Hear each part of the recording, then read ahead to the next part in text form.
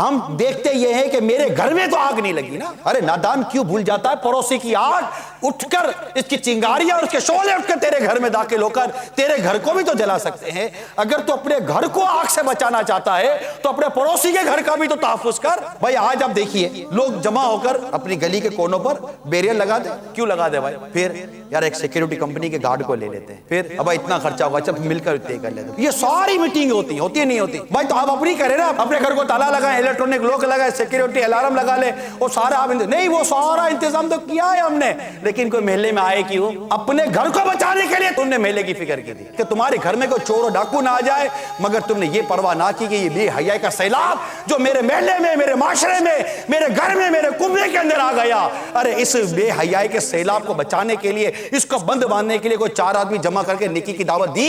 سرکار مدینہ صلی اللہ تعالی علیہ وسلم ارشاد فرماتے ہیں, قسم ہے اس کی جس کے ہاتھ میں میری جان ہے, یا تو تم اچھی بات کا حکم کرو گے, بری بات سے منع کرو گے, یا اللہ تعالیٰ تم پر جلد عذاب بھیجے گا, پھر دعا کرو گے اور تمہاری دعا قبول نہیں ہوگی. یہ نہایت سخت قسم کی وعید یعنی سزا دینے کی دھمکی ہے. یعنی جب تک تم اپنی کوتاہی کا ازالہ یعنی اسے دور نہیں کرو گے اور اللہ تعالیٰ سے معافی نہیں مانگو گے, تمہاری کوئی دعا قبول نہ ہوگی.